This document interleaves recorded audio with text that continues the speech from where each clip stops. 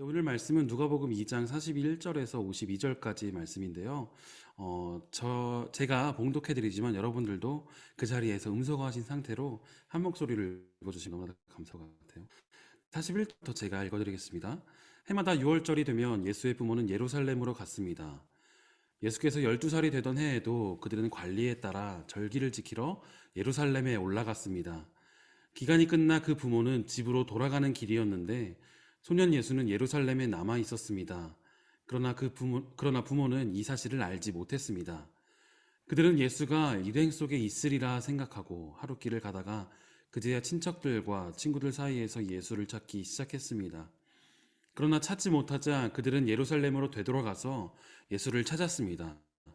3일이 지나서야 그들은 성전 뜰에서 예수를 찾게 됐습니다. 그는 선생들 가운데 앉아서 이야기를 듣기도 하고 묻기도 하고 있었습니다. 예수의 말을 들은 사람들마다 그가 깨닫고 대답하는 것에 몹시 감탄했습니다. 그 부모는 예수를 보고 놀랐습니다. 그래서 그의 어머니가 말했습니다. 얘야, 왜 우리에게 이렇게 했느냐? 내 아버지와 내가 얼마나 걱정하며 찾았는지 모른다. 그러자 예수가 말했습니다. 왜 나를 찾으셨습니까? 내가 마땅히 내 아버지의 집에 있어야 하는 줄을 모르셨습니까? 그러나 그들은 예수가 하는 말을 깨닫지 못했습니다. 그러고 나서 예수는 부모와 함께 내려가 나사렛으로 돌아가서 부모님께 순종하며 지냈습니다. 예수의 어머니는 이 모든 일을 마음에 간직했습니다. 그리고 예수는 지혜와 키가 점점 더 자라가며 하나님과 사람들로부터 사랑을 받았습니다. 아멘. 네, 이 말씀 가지고 유년 시절의 예수님에 대해서 함께 이야기를 나눠보는 시간 가지도록 하겠습니다. 네, 아까 채팅창에 보니까 생명의 삶 배경이냐라고 말씀을 해주셨는데, 네, 이 시간은 생명의 삶이 아니고요. 어쩌다 보니까 여기 제가 이 자리에 앉았어요. 그래서 생명의 삶이 아니지만 이 말씀 가지고 함께 저와 여러분이 함께 은혜 받는 시간 되었으면 좋겠습니다. 잠시 제가 화면 공유를 해드릴게요. 네, 이 본문은 예수님의 어릴 적 모습을 기록했습니다. 우리는 항상 예수님의 이제 카리스마 있고 인자한 모습만 떠올리곤 하는데 이제 지금 화면에 보시는 오른쪽 사진 가운데에 소년 예수님이 앉아 계시죠. 이런 얼핏 보면은 감히 이런 표현이 조금 신뢰가 되지 않을 수 있을까 생각을 하지만 예수님 우리 친구니까 귀염뽀짝 예수님 상상이 되시나요? 이 본문이 그 예수님이 12살 때 예루살렘에 올라가셨을 때 일입니다. 6월절 절기를 맞이하여서 예수님의 부모님이 예루살렘으로 올라갈 때 예수님도 함께 동행하셨어요. 그런데 문제는 절기를 다 마치고 집으로 돌아갈 때 발생했습니다. 네, 죄송합니다. 네, 집으로 돌아갈 때 6월절을 마치고 집으로 돌아갈 때 발생했어요. 12살의 꼬마 예수는 아직 예루살렘에 머물러 있는데 요셉과 마리아는 그것도 모르고 그냥 옆에 따라오겠거니 하고 하루나 하루치 거리나 가고 있었습니다. 어찌 보면은 지금의 생각을 했을 때 자기 아들이 없는데 그걸 하루 동안이나 몰라라고 생각할 수 있지만 요셉과 마리아 그리고 아이 예수님만 이렇게 셋만 이렇게 움직인 것이 아니라 말씀해 보면 그 주변에 친척과 친구들의 무리가 있었기 때문에 어딘가 있겠거니 하고 묵묵하게 그렇게 걸어갔던 것이죠. 교환을 보니까 약 45km 정도 되는 거리를 이미 걸어간 후에 뒤늦게서야 이 사태의 심각성을 발견하고 허겁지겁 아이를 찾기 시작했다고 합니다. 그리고 사흘 후에나 3일이 지난 후에나 예루살렘 성전에서 그 아이 예수님을 발견했어요. 이렇게 말씀을 나누고 있는 그 아이 예수님을 발견한 거죠. 어디 간다고 하면 말을 할 것이지 아무튼. 그런데 여기서 예수님은 성전에서 종교 지도자들, 선생들 가운데 앉아서 듣기도 하고 또 묻기도 하셨어요. 이건 전형적인 이제 유대인의 교육 방식인데 유대 랍비들은 학생들에게 주입식으로 우리나라의 공교육의 많은 모습들처럼 물론 이제 그렇지 않은 모습들도 있지만 이제 한 명이 이야기하고 나머지는 받아 적는 그런 주입식으로 가르치지 않고 문답식으로 가르쳤던 방식이 여기서도 드러납니다. 이 꼬마 예수님은 일종의 토론식 교육을 통해서 말씀을 배우고 또 말씀을 나누고 있었어요. 이 교육을 진행하던 랍비들은 아니 웬 촌동네에서 올라온 것 같은 이 꼬맹이가 자기랑 이제 말씀에 대해서 이야기를 하고 토론을 하는데 이 성경 표현으로는 몹시 감탄했다라고 이야기를 합니다. 이것은 깜짝 놀랐다라는 표현으로 바꿔볼 수가 있을 것 같아요. 얼마나 영리하고 얼마나 똑똑하고 얼마나 말씀에 대해서 해박했는지 이런 표현을 썼을 정도입니다. 이제 예수님의 부모님이 이제 허겁지겁 예수님을 찾아와서 예수님을 발견하고서 놀라서 이렇게 이야기를 합니다. 얘야, 왜 우리에게 이렇게 했느냐? 너의 아버지와 내가 얼마나 걱정하며 찾았는지 모른다. 이제 우리가 텍스트로만 읽어서 감정이 전달되기가 쉽지는 않지만 아마도 얘 왜 우리에게 이렇게 했느냐? 라는 이 문장을 보아서 약간의 상상력을 더해보면 조금 다그치듯 이야기를 했을 것 같아요. 아이에 대한 책망과 원망이 함께 들어가 있었던 거죠. 여기에 조금만 더 상상력을 더해보면 마리아는 아마 등짝 스매싱도 시전하지 않으셨을까 하는 생각을 해보기도 합니다. 근데 일반적으로 어머니한테 꾸지람을 들으면 그 나이 대 아이는 입술이 대발 나와서 기분이 안 좋은 티를 내기 마련인데요. 예수님이 괜히 예수님이 아니죠. 오히려 당황한 기색이 역력한 요셉과 마리아를 향해 차분하게 49절처럼 말씀하시는 거죠. 49절을 읽어보면 그러자 예수가 말했습니다. 왜 나를 찾으셨습니까? 내가 마땅히 내 아버지의 집에 있어야 하는 줄을 모르셨습니까? 자, 여기서 중요한 것은 내 아버지의 집에 있어야 된다. 내 아버지의 집에 있어야 된다. 이 말의 뜻이 무엇인가 하는 것이죠. 사실 이 문장은 의역이에요. 헬라어 원문을 보면 이 단어 중에 집을 뜻하는 단어가 없고 관사만 있어서 그 뜻이 매우 모호하게 해석될 수가 있습니다. 자, 의역을 빼고 이 직역을 하게 된다면 나의 아버지의 것 소개 이런 뜻으로 해석될 수가 있는 것이죠. 그래서 이 부분에 대해서 성경학자들의 여러 가지 해석들이 있어요. 이 성경의 해석처럼 집으로 어떤 장소로 해석하기도 했고 영국의 성경 번역인 킹 제임스 버전에서는 My father's business 내 아버지의 일들에 대해서 종사해야 한다는 뜻으로 해석하기도 합니다.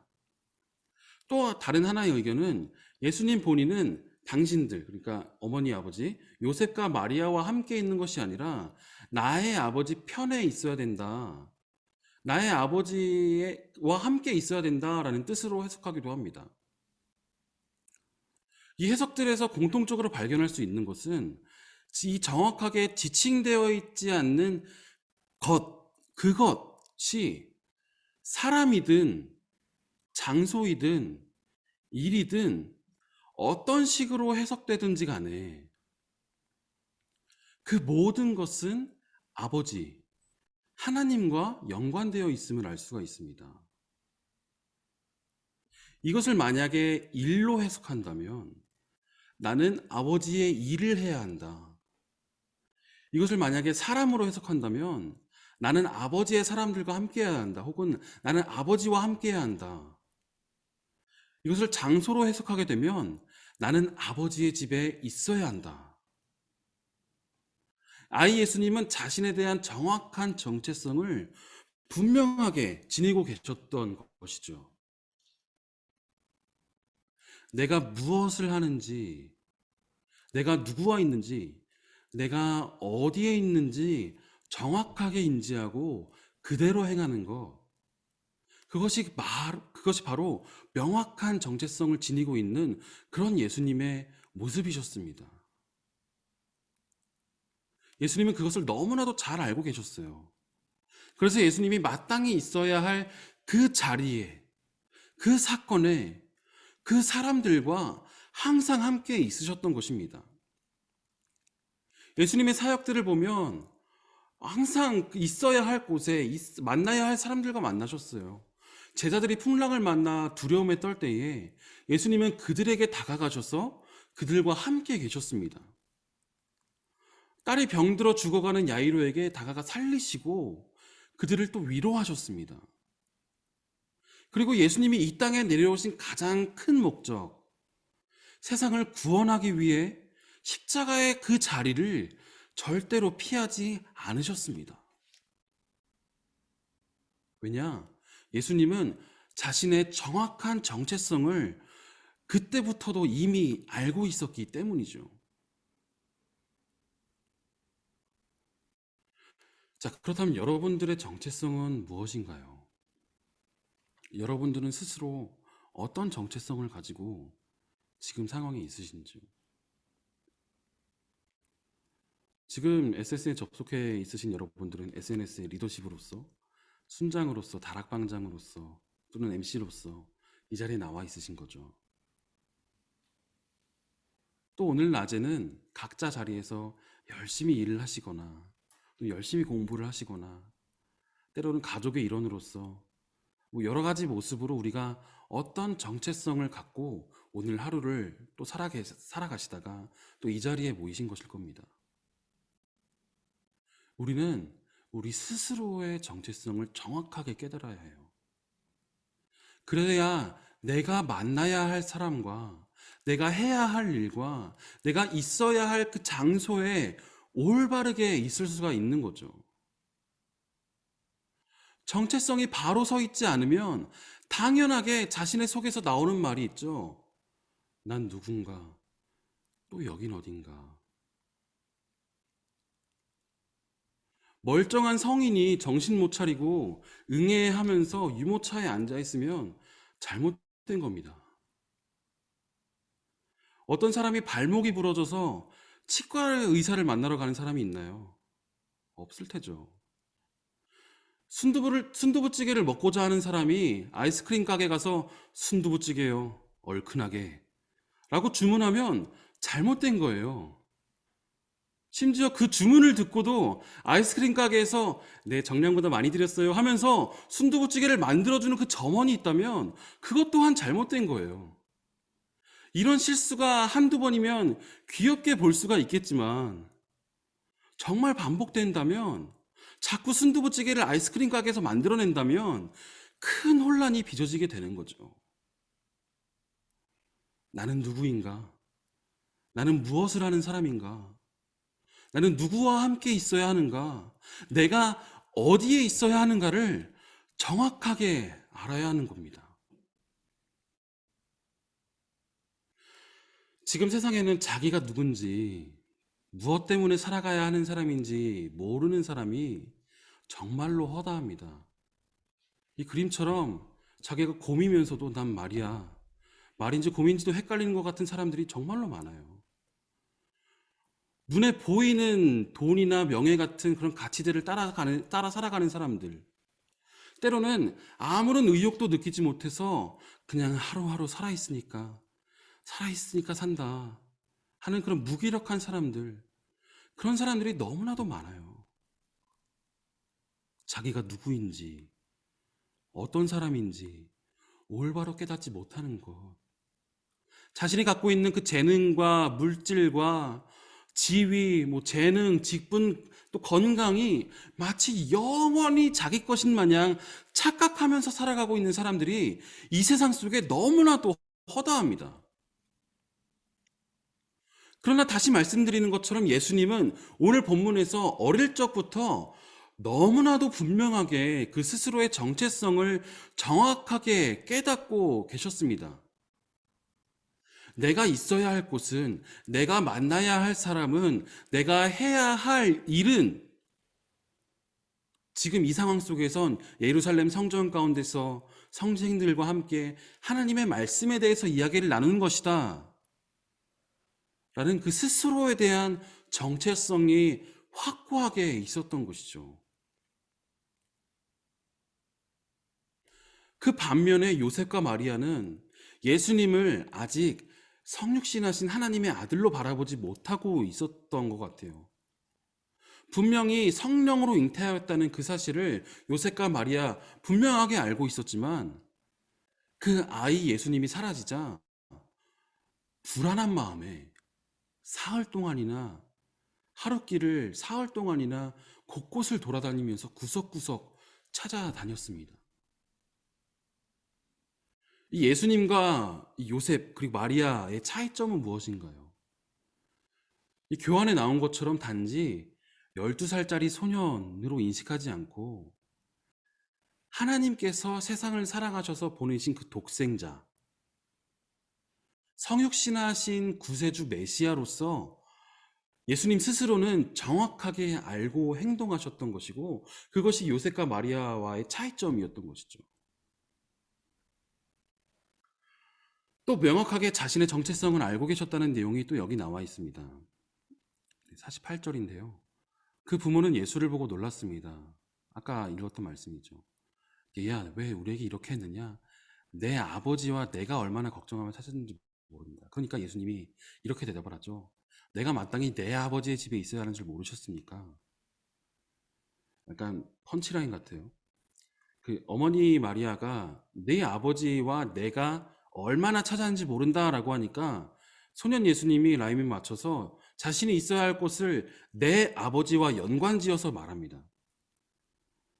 요즘 일반적인 가정에서 이런 대화가 일어났다면 아, 이 아들이 호적을 파달라 하는구나 하는 상황으로 이해하겠지만, 이 본문에 숨겨져 있는 이 영적인 의미는 우리에게 너무나도 중요한 점을 짚어줍니다. 예수님이 하나님을 내 아버지라고 부르는 것은 매우 특이한 상황입니다. 유대인들은 그 우리 아버지라는 표현을 거의 사용하지 않습니다. 성경 곳곳에 가끔가다 나와 있기는 하지만 우리 아버지라는 일상적인 그 표현을 일상적으로 사용하지는 않았어요. 그런데 이 12살 난 아이가, 꼬맹이가 감히 하나님을 두고 이런 표현을 했다는 것은 하나님이 내 아버지다라는 확신이 있지 않고서는 쉽지 않은 표현입니다. 더구나 자신을 그동안 길러준 그 아버지 요셉을 앞에 두고 그런 말을 하는 것은, 아버지를 앞에 두고 그동안 내가 불러왔던 아버지라고 불러왔던 그 요셉을 앞에 두고 내 아버지가 따로 있습니다 라고 그런 말을 하는 것은 더욱 어려운 일이죠. 예수님은 하나님의 아들 메시아라는 그 스스로의 정체성을 확고하게 갖고 계셨던 것이 분명합니다. 성령으로 잉태되어서 탄생한 그 정체성, 12살의 나이에 이미 이 표현을 통해서 자신의 그 신성을 드러내신 것이죠.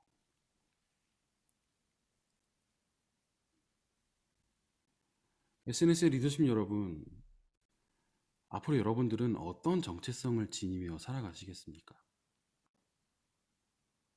어떤 정체성 가운데 여러분들을 하루하루 여러분들의 시간을 보내시겠습니까? 여기 계신 대부분의 분들이 순장님이시죠. 순장으로서 그냥 단순하게 그냥 나눔 진행하는 진행자인가요? 리더십 방에 올라가는 공지의 전달자이신가요? 어떤 사역의 기능적인 면을 맡아서 진행하는 그런 어떤 사람인가요? 지난주에 있었던 더원 리더십 컨퍼런스 첫째 날 들었던 우리가 들었던 말씀, 하나님께서 여러분들을 리더십으로 부르신 이유는 바로 사람을 낚는 어부가 되게 하려 하심입니다. 더 나아가 우리를 이 SNS 공동체로 부르시고 또 올해 교회 표를 통해 우리에게 말씀해 주시는 그 이유는 너무나도 명확한 거죠. 세상 속에서 소금과 빛으로 살아라. 때로는 살아가는 이유를 모르시겠습니까? 때로는 이런 고민들이 있을 수도 있을 것 같아요. 내가 이 직장을 더 다녀야 하는 건지. 제 마음이 아닙니다. 이 공부를 계속하는 것이 의미가 있을지, 어떤 모임에 내가 나가야 하나 말아야 하나, 앞으로 내가 어떤 삶을 살아야 하나, 길이 보이지 않아서 내가 살아가고 있는 이유가 막막할 때가 있습니다. 방법은 정말로 간단해요. 소금과 빛이 되고자 하는 그 정체성을 분명하게 갖고 계시면 우리가 무엇을 해야 하는가, 누구를 만나야 하는가, 어디에 있어야 하는가를 찾아내고 발견하고 또 그것 가운데 있을 수 있는 거예요. 그 길을 찾아내시는 여러분들이 되시기를 간절히 소망합니다. 그 자리에 존재하시는 여러분들 되시기를 간절하게 응원하겠습니다. 대부분 우리나라 사람들에게 꿈이 뭐예요? 라고 질문을 한다면 대부분의 사람들은 어떤 직업을 이야기할 것입니다. 나는 무슨 직업을 갖고 싶어요. 때로는 뭘 갖고 싶어요. 내가 뭘 하고 싶어요. 어떤 사람이 되고 싶어요. 그런데 내가 내가 희망하는 그 직업이 우리의 꿈은 아니잖아요. 내가 어떤 자격증을 따서 어떤 회사에 들어가고 또 어떤 공부를 더 하고 그래서 뭐 돈을 어떻게 모아서 어떤 집을 사고 어떤 차를 사고 어떤 지위에 오르고 그것이 우리의 꿈이 되어서는 안 되는 겁니다. 감히 권면하겠습니다. 오늘부터 누군가 여러분들에게 당신의 꿈이 무엇인가요? 라고 물어보신다면 적어도 올 한 해 여러분들은 우리 SNS의 공동체 슬로건처럼 또 교회 표어처럼 세상의 소금과 빛으로서 내 자신이 머물고 있는 이곳을 만나고 있는 사람을 하고 있는 이 일 가운데서 체인지 변화시키는 것이 내 꿈입니다. 라고 이야기하실 수 있기를 간절히 소망합니다. 그것이 내가 처하고 있는 이 상황 가운데서 내가 만나고 있는 그 사람을 그리고 내 주변을 변화시키는 것, 그것이 우리의 꿈이 되기를 간절히 소망합니다.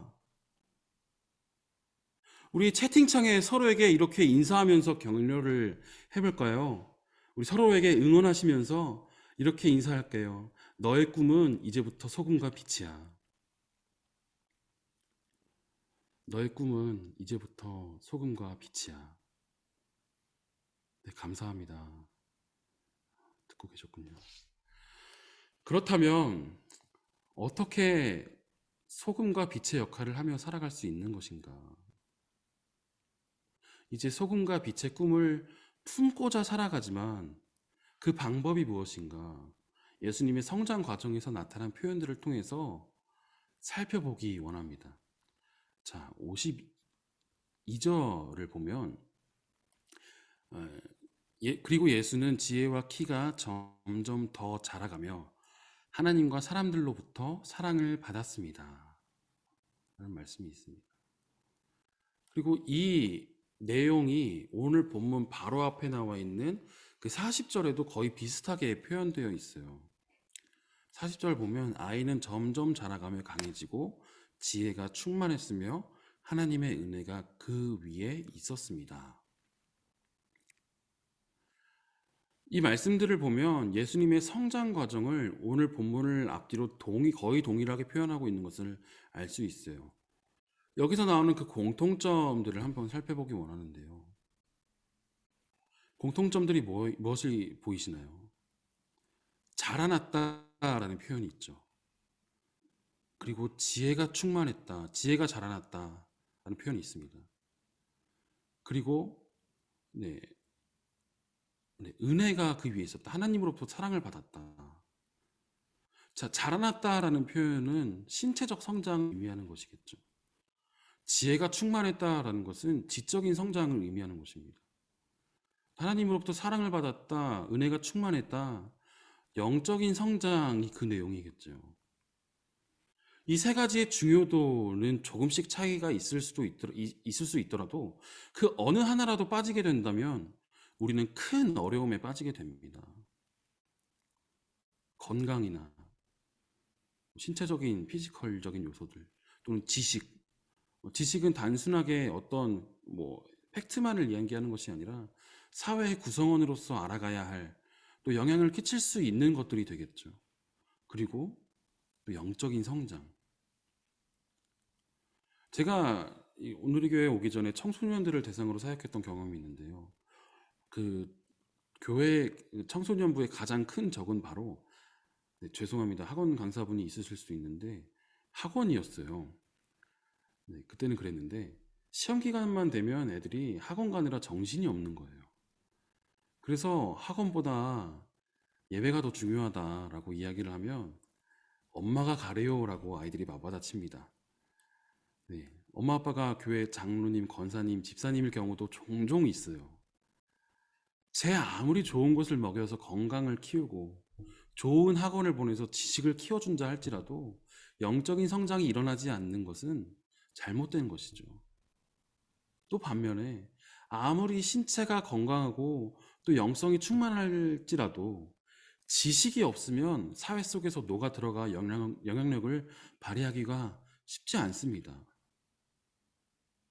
또 다른 한편으로 지식이 뛰어나고 영성이 깊어도 몸이 건강하지 못해서 혹여 아무것도 하지 못하는 상황이라면 세상을 변화시키기가 여간 쉽지 않습니다. 이 모든 것이 중요한 것이죠.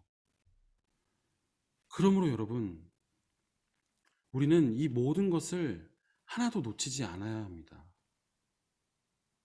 특별히 가장 중요한 것은 여러분들에게 하나님의 은혜가 더욱더욱 자라나기를 바랍니다. 삶의 자리에서 주어지는 그 다양한 또 많은 예배들과 또 큐티를 통해서 그리고 순모임을 통해서 더욱 보여주시는 그 은혜를 통해 은혜가 날로 날로 자라나기를 바랍니다. 또 지적으로 더욱 자라나시기 바랍니다. 말씀드린 것처럼 단순히 어떤 객관적인 사실을 많이 알고 또 많이 기억하라는 뜻이 아닙니다. 세상 사람들과 소통할 수가 있어야 합니다. 다른 어떤 종교는 도를 닦기 위해 속세를 떠납니다. 산속으로 들어가요. 하지만 말씀은 우리에게 세상 속으로 들어가라라고 말씀합니다. 이 사회를 구성하는 그런 다양한 사람들에게 그 사람들의 언어로 하나님의 복음을 전할 준비가 되어 있으시기를 바랍니다. 혹자는 그리스도인들을 보면서 안타까운 마음에 이렇게 표현을 해요. 네, 조심스러운 표현인데 교회는 너무 짜고 너무 눈이 부시다. 세상 속으로 뻗어나가야 할, 그래서 세상을 변화시켜 나가야 할 에너지가 너무 교회 안에만 머무르고 있는 것이 아닌가 하는 고민을 우리는 해보아야 합니다. 세상 속에 소금과 빛이 되십시오. 세상을 변화시키는 그리스도인이 되십시오. 거룩한 그리스도인으로서 예배와 말씀으로 변화된 삶을 살아가십시오. 하지만 같이 예수를 믿는 그리스도인들끼리만 그렇게 우리끼리만 은혜 받고 우리끼리만 좋아서 그렇게 신앙생활을 하는 것이 아니라 여러분들이 다니고 있는 그 직장, 다니고 있는 그 학교, 혹은 믿지 않는 가정, 혹은 지나가면서 사소하게 마주칠 수 있는 그 한 사람에게라도 그 변화된 모습으로 비춰질 수 있게 되기를 간절히 소망합니다. 52절 후반부를 보면 아이 예수님은 하나님과 사람들로부터 모두 사랑을 받았다고 합니다. 예수님의 성장은 하나님 앞에서의 성장과 사람들 앞에서의 성장, 이 둘을 다 갖춘 균형 잡힌 성장이었어요. 하나님과의 관계뿐 아니라 사람들과의 관계 또한 올바르게 되어야 합니다. 우리는 이 세상에 홀로 살아가는 존재가 아니라 더불어 살아가는 존재이기 때문입니다. 아직도 복음이 필요한 그 사람들, 아직도 하나님의 그 은혜가 필요한 사람들, 아직도 어둠 가운데서 하루하루 목적 없이 살아가는 그 사람들에게 내가 다가가서 소금과 빛의 역할을 할 수가 있어야 하는 것이죠. 그래서 하나님은 우리를 이 어두운 세상 가운데에 빛으로 두셨습니다. 또 하나의 흠없는 자녀로서 세상에서 빛들로 나타나기를 우리에게 원하신 거죠. 또한 우리를 소금으로 불러주셨습니다. 하나님의 시선으로는 점점 더 썩어져가는 이 세상 속에서 더 이상 썩어지지 않게 할 그 소금으로서 우리를 이 세상 가운데에 보내시는 거죠.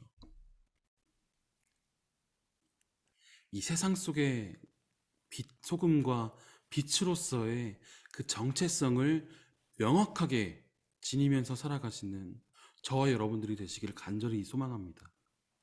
세상 속에서 정말 세상을 변화시킬 수 있는, 세상을 밝히 비춰줄 수 있는, 세상이 썩어갈 때 그것을 멈추게 해줄 수 있는 그런 그리스도인들 되시기를 정말로 정말로 간절히 소망합니다. 그런 그 정체성, 명확한 정체성을 가지고 우리가 어느 곳에 있어야 하는지, 어떤 일을 해야 하는지, 또 누구를 만나야 하는지 올바르게 깨닫고 그것 가운데에 온전하게 하나님의 사람으로서 역할을 감당할 수 있는 저 여러분들이 되시길 간절히 소망합니다. 기도하기 전에 우리 나눔 질문 두 가지를 드리고자 하는데요. 첫 번째는 교환을 따라서 예수님은 자신의 정체성을 분명히 아셨습니다. 나는 누구이며 내 인생의 목표는 무엇인지 한번 나눠 보시면 좋을 것 같아요. 자, 두 번째 나눔 질문은 제가 살짝 이제 새로 만들어 봤어요. 한 주간, 이번 한 주간, 이제 오늘부터, 여러분들은 오늘부터 또 다음 목요일까지가 될 수도 있고, 또는 순모임에서는 일요주일부터 또 다음 일요주일까지가 될 수 있는데, 이번 한 주간 세상 속의 빛과 소금으로서 어떻게 살아가고자 결단하실지 좀 구체적으로 이야기를 나눠보면 좋을 것 같아요. 네, 너무 추상적이고 피상적이고 어찌 보면 지키기 힘들 그런 약속들을 하는 것이 아니라 좀 구체적으로 내가 예를 들어서 내가 평소에 싫어하던 그 사무실 사람에게 커피 한 잔을 대접하겠습니다. 아니면 뭐 지나가다 쓰레기 10개를 줍겠습니다. 등 이건 작은 예시고요. 작고 소소한 것부터 때로는 지키실 수 있다면 큰 것까지 이번 한 주간에 실천하실 수 있는 것들을 한번 나눠보시면 좋겠습니다.